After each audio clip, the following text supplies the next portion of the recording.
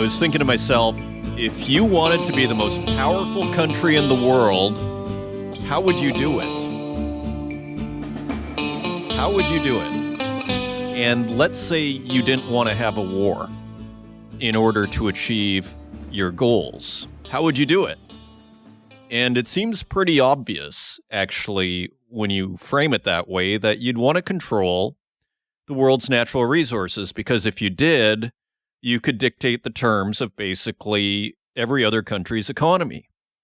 Maybe I'm oversimplifying it. Feel free to leave a comment on YouTube, the website, or otherwise. Hello and welcome to the Northern Miner Podcast. My name is Adrian Pocobelli. I mean, we see a continued constricting of supply here.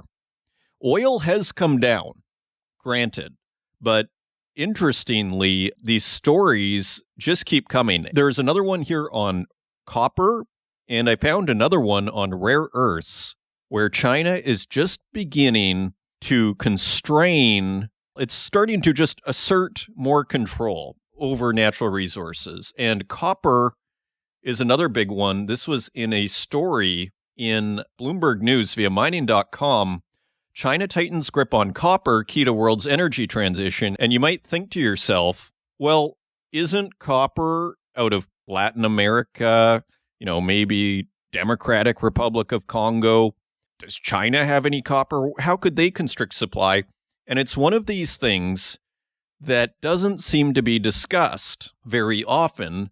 And this is the notion of where are these metals refined and processed? And what you'll find is China refines a remarkable amount of copper. I think I see 45%.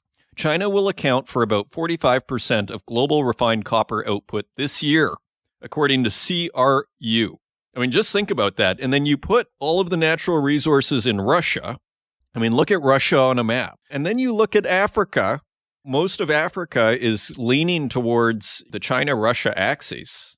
No matter how many visits, Joe Biden, Kamala Harris, and Anthony Blinken make, or Victoria Nuland, it doesn't seem like they're very effective at shoring over deals. I mean, Joe Biden is going to Indonesia now in an attempt to, I guess, forge some links for nickel, which Robert Friedland says there is not enough of. To quote, it doesn't exist, the amount of metal that we need for all the batteries that are planned. Graphite. Okay, so we're like, okay, we're ramping up rare earths metals, we're ramping up graphite. Do you remember, for those longtime listeners, remember the interview we did with Graphics Technologies CEO John DeMaio, who's actually going to be on next week? Remember how he said, we can make all the graphite we want here, but we have to process it still in China. And I wonder, maybe the U.S. becomes the second biggest rare earths producer in the world. That might sound good in a news story, and politicians might pat themselves on the back, but I'm kind of back to my question, where are those rare earths being processed? Because that is the art. Rare earths, as everybody says, are not that rare. They're actually all over the place, and it's a bit of a messy business to extract them, but it's doable. The real art, from my understanding, is the refinement. And last I heard, the rare earth refining in Saskatoon, Saskatchewan was closing down due to bankruptcy. Again, I'm just a guy reading the stories here and reporting them to you and giving my commentary along the way. But, I mean, do you have an answer to this? Like how this is going to work? And so I'm going to re-ask John DeMaio next week as I continue to show skepticism here on how this green transition is going to work. And, I have a wonderful guest on here today, Simon Michaux, associate professor at the Geological Survey of Finland. A well-known figure. For the first time on the Northern Miner Podcast, I'm very pleased to have him. The long story short on this interview, which is super interesting, is one, we have to move off of fossil fuels, interestingly. Two, the energy transition is not going to work as currently thought of. It's not feasible. As Simon Michaux says, for the billion cars that we're going to make in the next 10 years, which sounds like utter insanity, frankly, from over here. That sounds like total insanity. And we're going to save the world by making 1 billion metal machines for us to drive in. Is that really going to solve the world's problems? So first, we have to get off of fossil fuels, which is an interesting distinction, by the way, from what a lot of, skeptics on the green transition say. Most of them are saying we have to stay on oil for the next 50 to 100 years, and that's just how it is.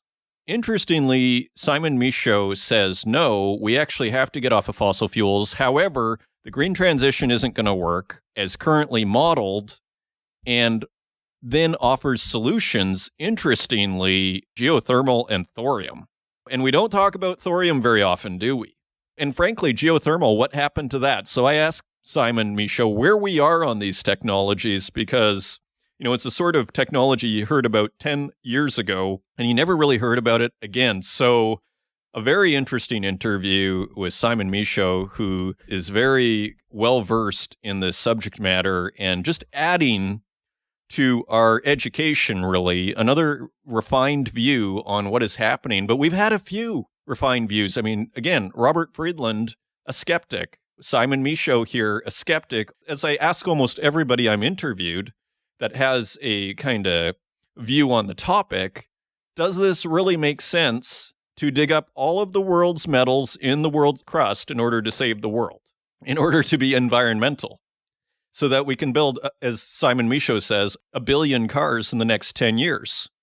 So it continues here. So I'm trying to add color here by bringing on Simon Michaux. We're going to have John DeMaio next week on graphite, if everything goes as planned. So it should be a fascinating journey here as we continue to investigate the reality of this situation, which is really at the center of the global political narrative. I mean, why is Joe Biden going to Indonesia? Okay, you have the most powerful person in the world is going to Indonesia. Why? For these metals. And wait till you hear about what's going on in the diamond market, what's going on with gold stocks, what's going on with rare earths, and more. So tons to look at here as we continue here. If you want to find us online, you can find us at northernminer.com. You can find us on Twitter at Northern Miner and on Instagram at The Northern Miner and on Facebook, LinkedIn, and YouTube, where we also host these podcasts and wherever podcasts are available, including Spotify, Stitcher, Apple Podcasts, and SoundCloud. And with that, let's turn to the news. And turning to Nikkei Asia to get this rare earth story, China tightens rare earth export curbs amid tension with U.S. Traders required to provide information on types and shipment destinations. So it seems pretty benign as far as actual restrictions, but it is what you might consider a first step. I just have 3 or 4 paragraphs here I want to read. China will tighten export controls on rare earths, requiring exporters to report rare earth types and their export destinations, Beijing announced Tuesday, against a backdrop, and this was a week ago, against a backdrop of domestic calls for a response to stricter limits on U.S. semiconductor exports to China. The new restrictions are set to run through the end of October in 2025. Observers say China's move to tighten its grip over the strategic materials may be a negotiating tactic ahead of a planned November summit between Chinese President Xi Jinping and his U.S. counterpart Joe Biden. China's Commerce Department announced that it had added rare earths, including compounds and alloys, to its list of mineral resources and other items requiring disclosure of information such as material type and export destinations. China accounts for 70% of the world's output of rare earths, which are essential for the manufacture of electric vehicles and some weapons, including missiles. The U.S., which has developed its own mines for some critical minerals, has risen to become the world's second largest producer. But it lacks sufficient smelting capacity, forcing it to export raw materials to China for processing before re-importing them. And that is the message I wanted to get across here, which is the U.S. may be the second largest producer of rare earths now, but they're still sending them to China to be processed. So there is that story. And then we have this Bloomberg News story via mining.com. China tightens grip on copper, key to world's energy transition. China is in the midst of a breakneck expansion of its copper industry that's reshaping global flows of the essential metal for the world's energy transition. The Asian nation's grip on the supply of other green metals like lithium, cobalt, and nickel used in electric vehicle batteries has already prompted worried Western governments to encourage separate supply chains. Meanwhile, China's production of refined copper and its share of world output is heading for a record this year after a burst in construction of new smelters. The rapid ramp-up in capacity brings a fresh dynamic to a market that for 20 years had been driven in large part by how much buyers in China are willing to pay. The country will still import growing amounts of copper, but more as ore rather than refined metal. So a similar story here, except with copper. Let's just scroll down a bit here. We have a quote from Craig Lang, principal analyst at researcher CRU Group. Quote, "Like all countries, China sees a strategic need for copper, particularly now with the growth in green energy applications. And China, like other countries, wants to ensure self-sufficiency. And this is where it says China will account for about 45% of global refined copper output this year, according to CRU. And it sounds like they're building more smelter capacity. The smelter buildup will be a key talking point for hundreds of copper industry executives descending this week on China's commodity hub of Shanghai for Asia Copper Week. Miners and smelters will negotiate key annual ore supply contracts, and attendees will take the latest temperature of Chinese demand. Despite the financial toll of the pandemic and China's property crisis, the nation's metals consumption has been relatively strong in 2023. That has probably helped copper stave off an even deeper market slump, with prices only slightly lower than this time last year. And scrolling down a bit, the expansion of smelting capacity echoes the history of China's other metals industries. Until 2006, the country was a net importer of steel, for example, but a wave of new capacity eventually led to a flood of exports, hurting steelmakers and fueling global trade tensions in the pre-Trump era. China's copper smelting capacity will increase by another 45% by 2027, accounting for 61% of expected new plants around the world in that period, according to Carlos Rizzo-Patron, Director of Economics at the International Copper Study Group. As I began this episode, if you want to control the world without starting a war, how would you do it? China may not have the metal, but if you control the refinement of the metal, it's almost as good as controlling the metal. And then scrolling down a bit further, quote, global copper concentrate supply will be loose in the first half before switching to a deficit in the second, end quote, said MySteel analyst Meng Wenwen, who also expects a decline in fees. At the same time, the increase in smelting is making China less dependent on imported copper metal, leading to expectations of an oversupply of the refined form that sets the price of the London Metal Exchange the world's benchmark. So, again, it seems like we have this playbook that we've seen before with rare earths. Dominate the market, then flood the market, reduce the fees, possibly with government subsidies, and completely dominate the market. I mean, we've seen it over and over again, haven't we?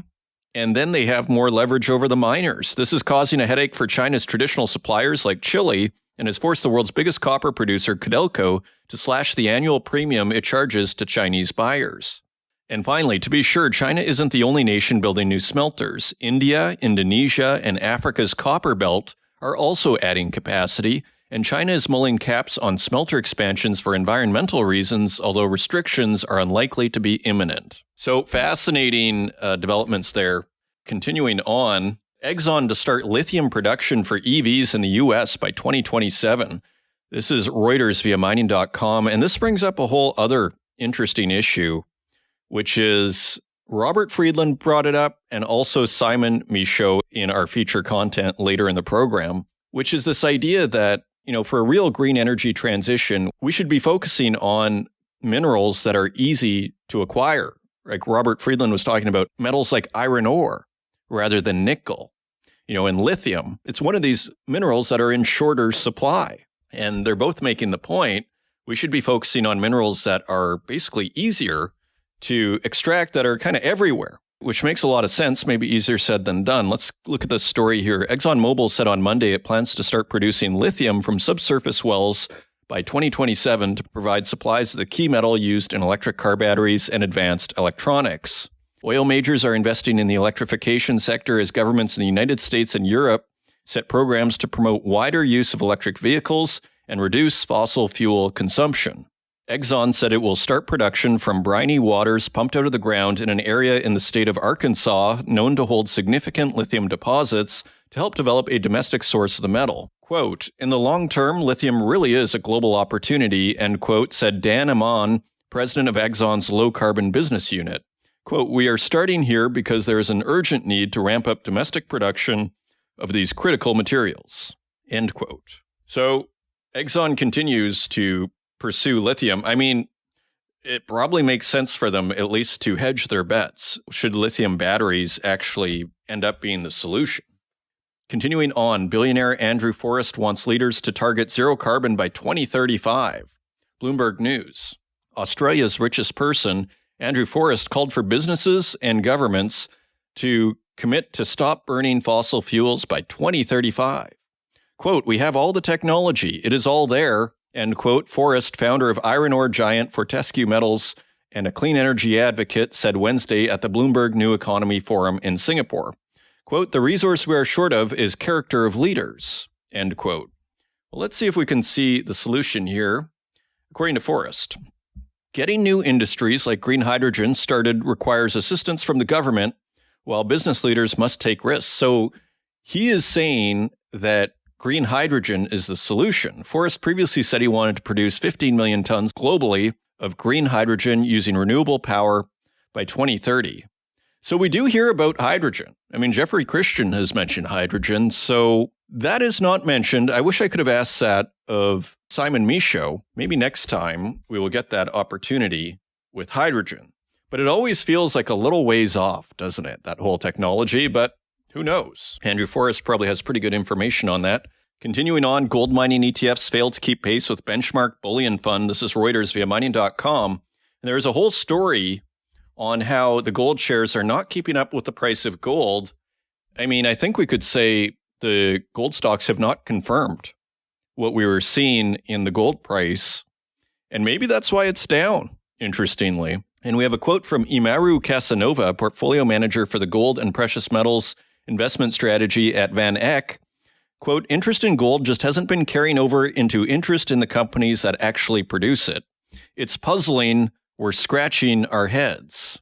And Casanova also said, quote, investors seem very wary of stocks as a whole, and gold miners have been tracking that rather than what's happening in gold itself. Interesting.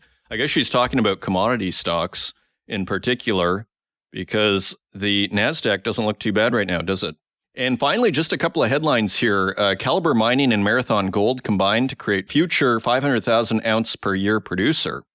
Now, don't forget, Calibre Mining was one of Cam Curry's favorites. I think it was the only company he really mentioned as far as like mid-tier companies. And so they have combined with Marathon Gold. Very interestingly, I'd be curious to hear what Cam Curry has to say about that. And also a headline here, palladium price drops below $1,000 as demand from key car sector wanes. Bloomberg News via mining.com. And electric vehicles are seen as the culprit here. Just to editorialize here, I mean, I think cars are just too expensive. And I think consumers are increasingly strapped for cash, and they're just not going to drop $40,000 or $50,000 or $60,000 for a vehicle right now. Right? And so I guess palladium demand is coming down, but it is already quite low. And interestingly, there were a few, I think both Jeffrey Christian and Gareth Soloway were quite bullish at, I think, around $1,100. So that is interesting. So it broke that support. Just a final note here in the story. It has slid about 10% this week, with losses accelerating after prices fell below support at $1,100, sparking more sales by algorithmic traders. And again, Cam Curry was mentioning algorithmic traders as well. So all the pieces of the puzzle, I kind of feel, are starting to come together here in all of these disparate stories here. And finally, zinc prices jump on supply worries, Russian project fire report. So zinc has also shown itself to be particularly strong, I would say, relative to the other metals in the last few weeks here.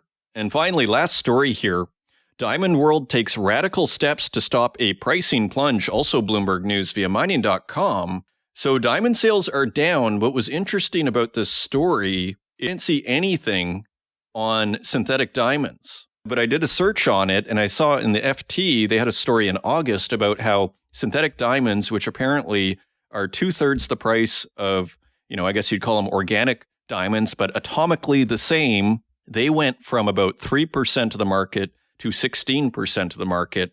So now diamond producers are now being forced to constrain supply. So sales are going down just because if they put the same amount of supply, the price will go down. They're losing leverage in the whole system as it was basically formed. To me, there is something very structural, secular changes in the diamond market happening. So just to flag that, we will continue to follow that. Those are your news stories. Now, let's take a look at metal prices.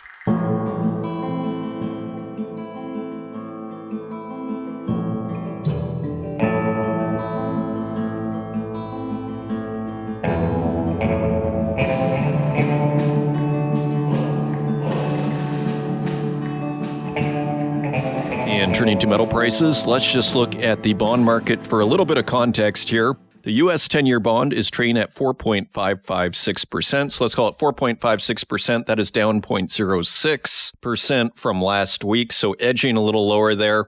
Not a ton of movement here. The UK 10-year gilt is down 0.001% at 4.3%. And the Italy 10-year bond is at 4.535%. Let's call it 4.54.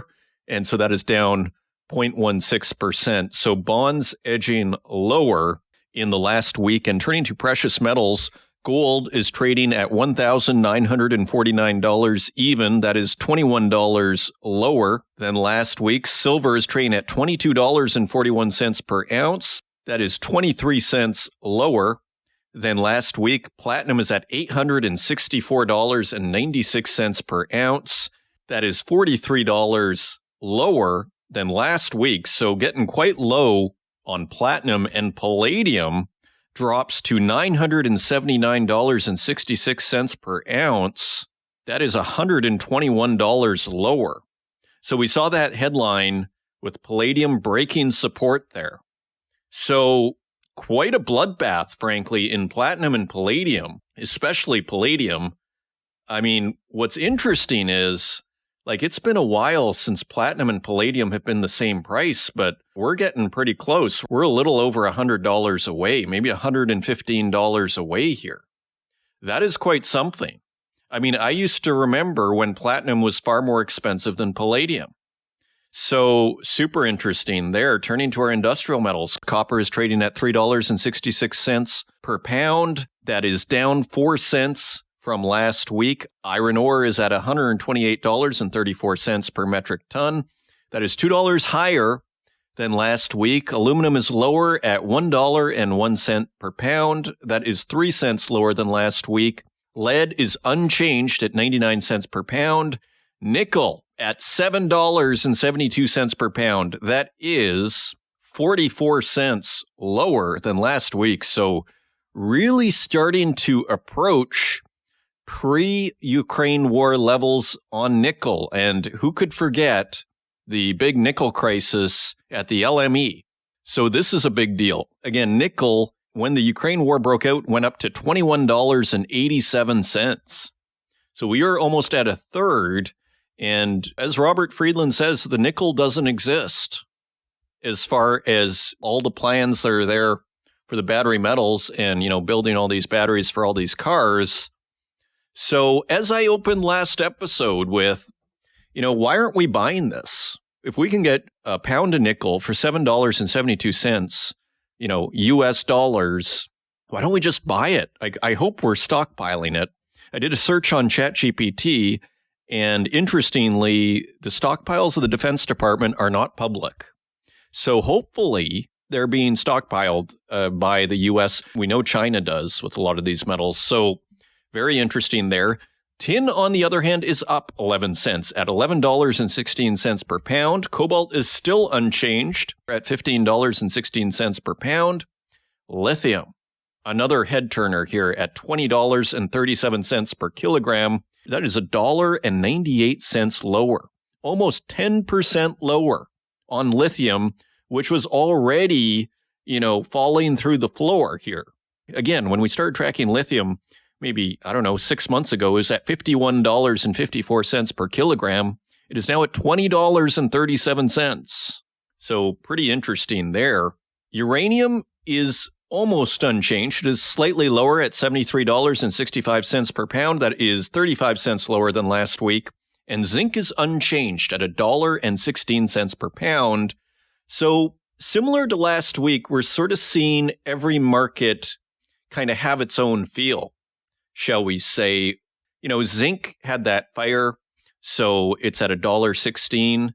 Palladium breaking support there. So it really looked like a technical issue in the charts is what happened with palladium. It broke support, and then it just crashed through the floor. So quite interesting there. Precious metals dropping, and industrial metals generally edging lower, with big attention on nickel here at $7.72 per pound. And also tin countering the trend, edging a little higher here. So that is also interesting. And those are your metal prices. Coming up, I'm very pleased to welcome Simon Michaux for the very first time to the Northern Miner podcast. He is associate professor at the Geological Survey of Finland and a prominent voice on the internet. So I'm thrilled to have him on. And it is a fascinating opinion and very well thought out view on the green metals transition, what the issues are, and where to go from here. A lot of interesting solutions. I hope you enjoy it, and I will see you on the other side.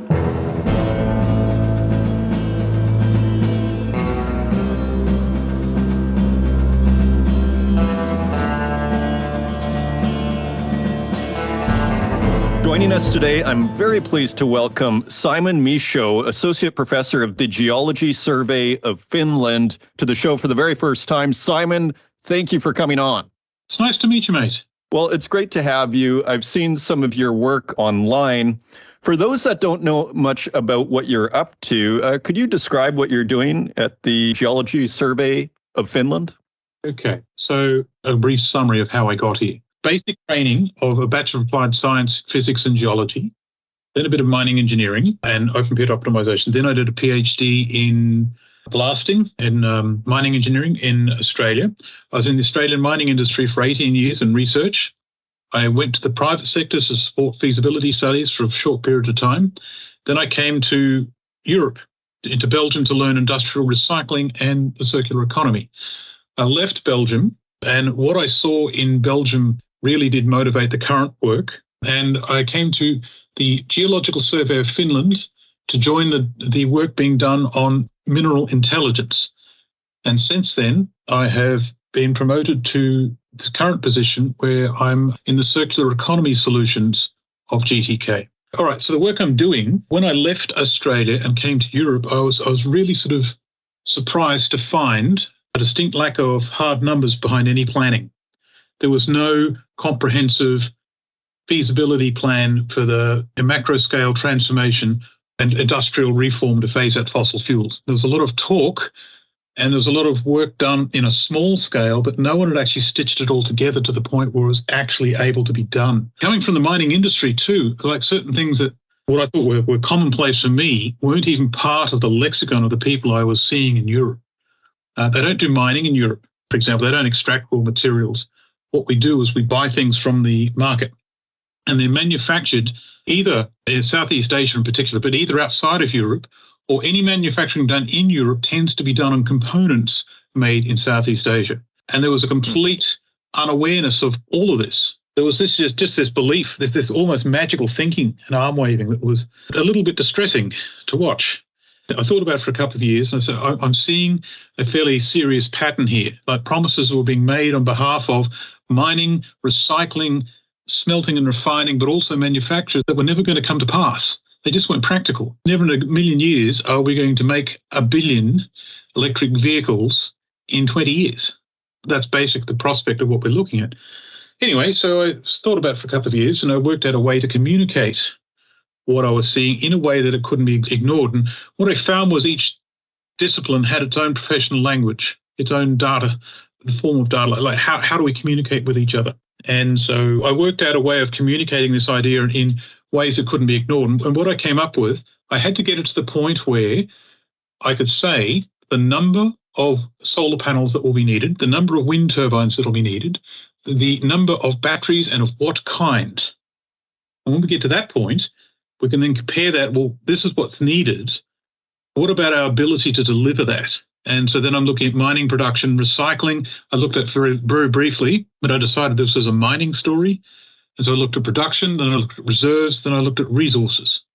And the conclusion I came to was the green transition in its current form was not feasible. We're just not even remotely feasible. But these problems need to be resolved. We can't go back to fossil fuels, right? So we've got to move on to something else. So what is that something else? And that's now my current work. That is fascinating. So interestingly, you're saying, just to pick up on your last sentence there, we can't go back to fossil fuels because a lot of the people that we hear showing skepticism, which frankly I share, I think anybody that's like kind of starts to do a rudimentary computation here, for me, it's actually based on the stories. You hear the miners saying there's not going to be enough metals, and then you see like the amount of electric vehicles that they want to build, and then you hear Robert Friedland saying there's just not enough nickel out there, like it doesn't exist, as he says. Interestingly, though, a lot of the secondary part of that statement will go to, so therefore we're going to be using oil for the next 50 years, but you don't say that. Is that correct? Sort of, right. So because we are absolutely dependent on fossil fuel systems, but the vast, vast majority of our system does need oil, gas, and coal. We will continue to use that for quite some time. But all three of those fossil fuels, oil, gas, and coal, are becoming unreliable for one reason or another. Now, the first is oil. We're a petroleum-driven society. There's a very strong correlation between oil use and global GDP in total liquids. And so William says we are indeed a petroleum-driven society, and that's not going to change anytime soon, willingly. The thing of the word is willingly. So in 2018, we saw a localized peak oil production, November 2018. So that's peak oil. It's no longer a theory, it's an observation. And then we had COVID 12 months later, which knocked it down further. And now we're actually on the process of coming back.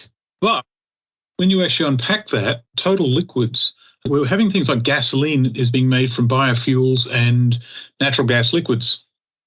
So it's actually part of the gas industry is now being forced to supply the oil industry in a prop-up sort of fashion. Meanwhile, what we call crude oil has indeed continued to decline since November 2018. So we may well have seen peak oil. Now, what that means is we have a vast amount of oil left, but our ability to bring products to the market cheaply in the quantities that we demand is now going to be a problem. Right, so oil in its own right is becoming unreliable, and I think that the pressure point is going to be diesel. There's going to be diesel shortages, not enough to go around. Then it comes to gas. Now, we've got plenty of gas, so there's not a question of peak production. We might have discovered peak discovery of reserves. But what has happened with gas, because it is linked with oil, it has become geopolitically weaponized, aka what's happening with the monkey business in Ukraine and where do we get our gas from. So it's become unreliable to the point where large industrial groups are leaving Europe and going to the United States, who claim they will never weaponize their gas supply. And then there is coal. We've got lots of coal, but all the good stuff's been mined out. Now, we're not going to run out of coal anytime soon, but we are completely dependent on coal for our manufacture. And that's mostly done in China. And so the supply of coal is intimately linked with our relationship with China. And it's going to become very, very complicated. So all of this were relatively small problems 10 years ago, but now they're front and center.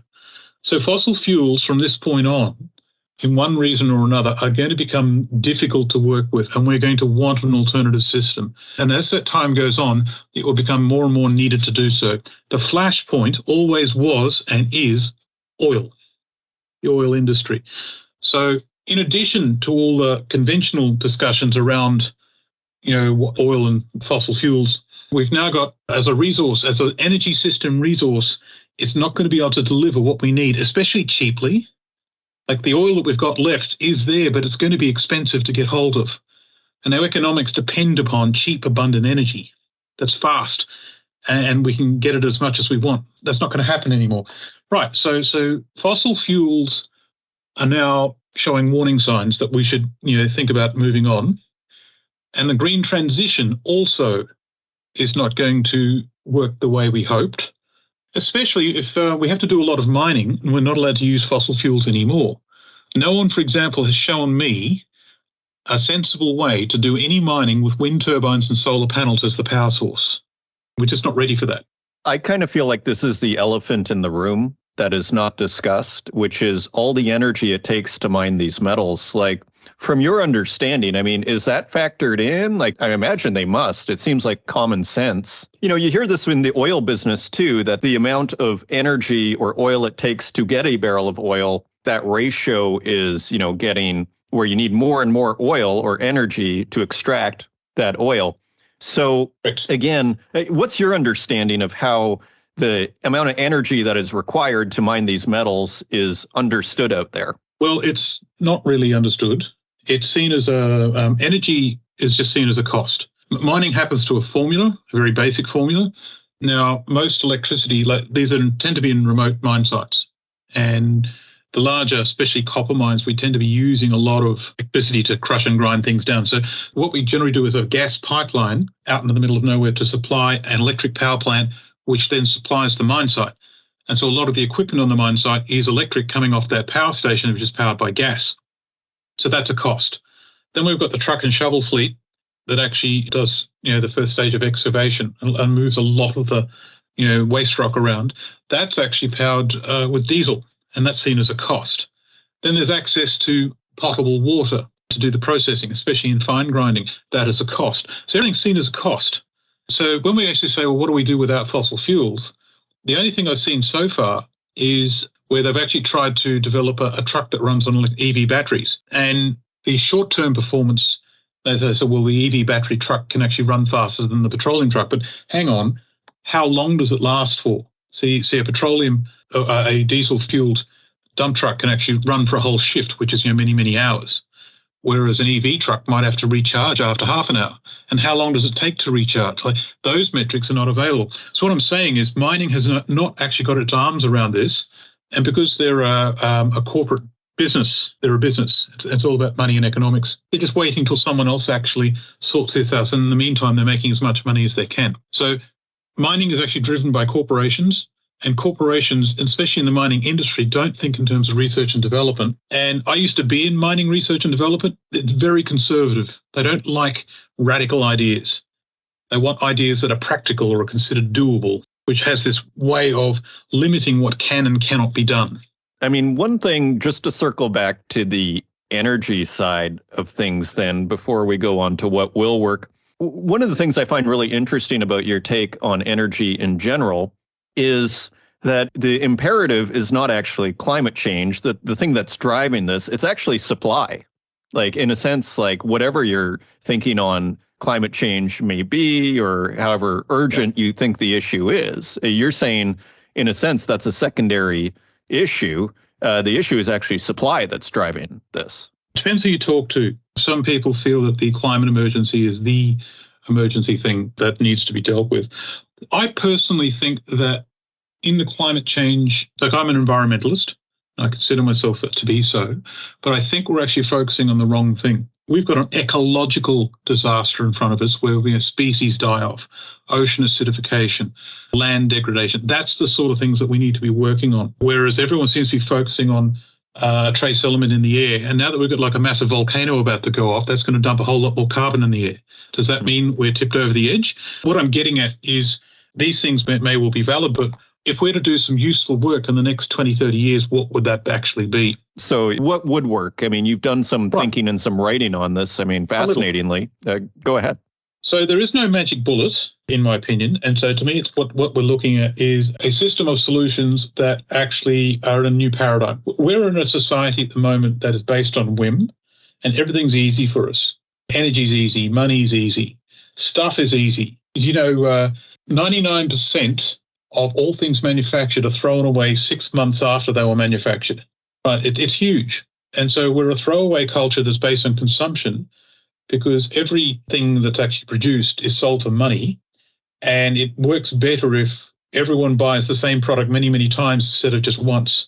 So built into this idea of growth and consumption, that's got to go. Then we've got to look at, well, we need a new relationship with energy and materials where we actually sort of contract in size. And so Energy is the master resource. Now, for a start, what I've sort of shown is electric vehicles aren't going to work with lithium-ion batteries. What if we made batteries out of something else, like fluoride?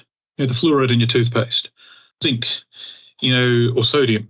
These things don't face resource constrictions. The problem is we are out of time and we won't have the ability to manufacture enough in the same time. Then we've got to generate electricity differently. What my work has shown that wind and solar are not going to be viable for us for a number of reasons. First is the resource constraints, but then there is the problem of they're highly variable and they need a buffer. And that buffer traditionally is the fossil fuels industry. Take that buffer away and make wind and solar the primary energy systems, and they're no longer viable because they're too large. The buffers required are so large, we don't have the ability to store such a large amount of power for so long to be useful. Right, wind and solar won't do it. And so I've actually found two energy sources that might change the dial. And one is deep drilling geothermal. If we can actually sort of get our breakthrough that's been promised on how do we actually drill deep, quickly and fast and cheaply, holes 10 kilometres deep, then geothermal might be able to be useful. But even if we did do that, we've got to get the heat up to the surface to be useful fast enough. And it's not easy. So that needs surgery. The solution that is ready to go is liquid fuel fission. Now, every energy system I've looked at has a bottleneck, all of them. The ones we've got now and the ones we're looking at forwards. But one sector has to evolve if we're going to get through this. And the most likely to be useful is an evolution of the nuclear industry. The current nuclear industry cannot expand fast enough to be useful and is so complex and has safety concerns and problems that makes it difficult to be the primary energy solution. So an evolution could be that instead of using solid fuel fission, we look at liquid fuel. And that liquid fuel could be anything. It could be uranium, it could be thorium, there could be all sorts of metals could be used. But I like thorium because thorium, for starters, is abundant, and most nation states have got a source of thorium in some form.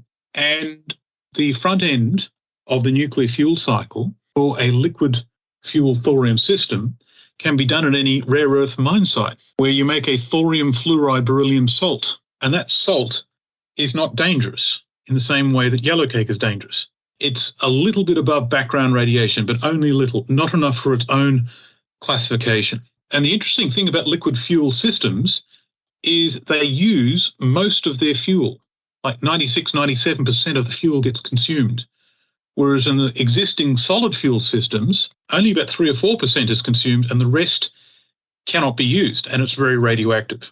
So we've got a massively different footprint of, let's say, liquid fuel thorium, liquid fuel fission thorium compared to the conventional uranium fission system to hit the same targets. What's also interesting is the thorium system doesn't need water to be cooled down.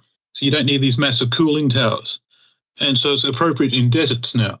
So if we do that, now that opens the door where we can actually make smaller units, smaller modular units, and make a reactor that could fit in, say, a shipping container, right? If you did that, we could decentralize the power grid and remove the need for these long power cables that go all over the landscape. You could have a thorium reactor in a shipping container, or a thorium burner, I like to call them, in a shipping container under every major industrial system. And so we can decentralize the whole grid. And we can actually then control the front end and the back end of that fuel system ourselves instead of needing specialist help. The isotopes that come out of these things are actually much different to the uranium systems, and they're much easier to handle. It sounds like a very, very resilient system as well, if it's basically decentralized. I guess my question then, as we're starting to wrap up here, is what happened to geothermal? I mean, I heard a lot of noise about it 10 years ago. And in a sense, why is there no focus on thorium? I remember hearing an interview, I think 10 years ago, about the virtues of thorium. And back then, the reason given as to why it was not kind of more prominently in the discussion was ultimately it was a political issue. I mean, how do you see, I have a couple of questions. What happened to geothermal? What's going on with thorium? Is there any movement? So let's do geothermal. Now, when you've got a geothermal plant, you've got to drill the hole to start with. Then you've got to have the hole sealed because, there's all sorts of joints and bolts up and down the hole, which will lose steam pressure, will go out those joints. So you've got to seal it up. Then you've got to get the heat to the surface in a time where it's still hot enough to generate electricity, right? You need to be able to make steam to turn a turbine. So what happened with geothermal was the geological challenges of doing that and the ability to drill holes deeply and quickly, because we now need to go down several kilometres to be useful. The logistical challenges on it were just that we're hoping for a breakthrough, but the breakthrough has yet to actually come. Okay, so that's what I believe has happened with geothermal, and we're still sort of waiting on that breakthrough. What happened with thorium was actually very interesting. So I've actually got this report from the Oak Ridge Nuclear Laboratory from 1972. There's a status report of research done after several decades. And basically it says this stuff works. They did a pilot system of 7.4 megawatts. It ran for 6,000 hours without any sort of interruption of any kind.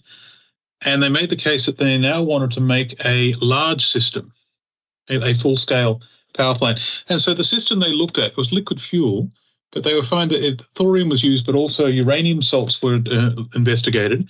And it was actually also possible to process some parts of the nuclear waste stockpile in this fashion. So it was very interesting. Where thorium has actually gotten since then is everyone's focused on solid fuel thorium, which is actually not practical. There are some logistical steps that make it very tricky. The decisions that were made in 72 were very simple. The Cold War was in progress. There were no energy constraints. There were no resource constraints. And the military, the US military in particular, were calling the shots. They made the judgment call on two fronts that they wanted a civilian uranium system, a nuclear power generation grid, that the associated industry would be very good at actually disguising the manufacture of nuclear weapons. If they went liquid fuel, that couldn't happen. So the military wanted the uranium for that reason. And then they pointed out much more money could be made, and there'd be many more jobs associated with a uranium system. So I think it was Richard Nixon who actually made that judgment call and says, right, I want jobs for California. We will now go uranium. And since then, thorium has just sort of seen, no, we're not interested. And everyone seems to have forgotten about the liquid fuel systems. But there is actually no neutronics simulations of what the reactor would actually do that's actually in the public space of what a liquid fuel fission system using thorium salt as the fuel would actually do. So they'd actually know if it would work or not. So since then, several private groups have done it, and they're now in the process of rolling out a business to actually make thorium burner reactors. That's what's happened. That is fascinating. So ultimately, it sounds like a bit of a, defense or war decision ultimately was the reason. And money. And money, right? And as you mentioned, that's what I remember actually from that interview, amazingly, 10 years ago. I remember, it had to do with jobs. It was like a political decision in California. Is what I remember too. So I think, yeah. Okay, so as we wrap up then, what do you think needs to happen here? Obviously you think thorium and, geothermal needs to be investigated further to see if we can get a breakthrough there. That sounds like kind of a mid to long term thing. What are you trying to do now in order to, if you're right, what should be done? Obviously, do you talk to politicians? How do we move forward from here? I do indeed talk to politicians, and I've been pleasantly surprised that they're not rejecting these challenges. They're not in denial. They just don't know what to do. They're trying to get their arms around what to do with this and how can they actually sort of come up with any solutions that would be acceptable to the people around them. That's their challenge. What has to happen is two things. First of all, we all have to understand the nature of the challenge in front of us, and we still don't. That's been the purpose of my work for the last 5 years.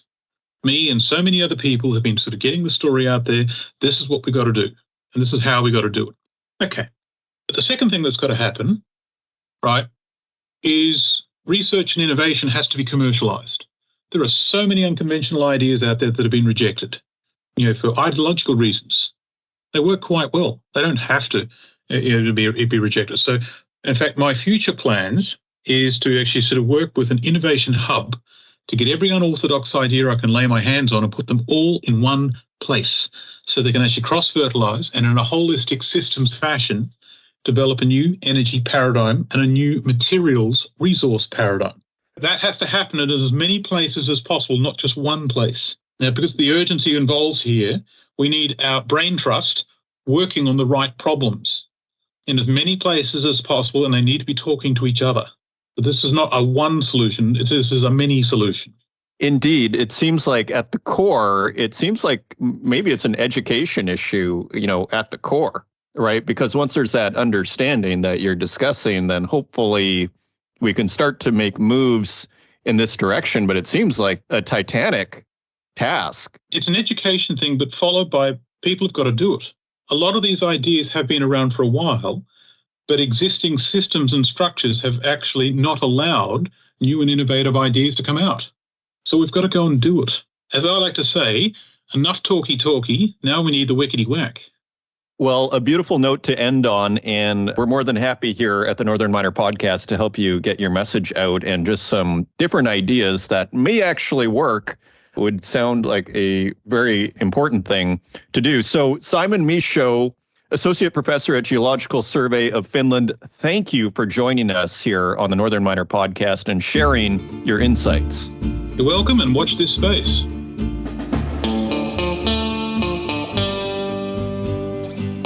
Once again, a big thank you to Simon Michaux, Associate Professor at the Geological Survey of Finland, for joining us on the Northern Miner Podcast. We look forward to doing that again. For those that know someone in the mining industry under the age of 40 that they think should be nominated, there is the nominations for the 2024 Peter Munk and Ira Thomas Awards. Simply go to youngminingprofessionals.com/awards.